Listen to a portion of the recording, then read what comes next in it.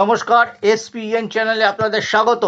রবিবার ভারত ওয়েস্ট ইন্ডিজের মহা ম্যাচ ইডেন গার্ডেন্সে, কার্যত কোয়ার্টার ফাইনাল। যে জিতবে সেই দল সেমিফাইনালে চলে যাবে।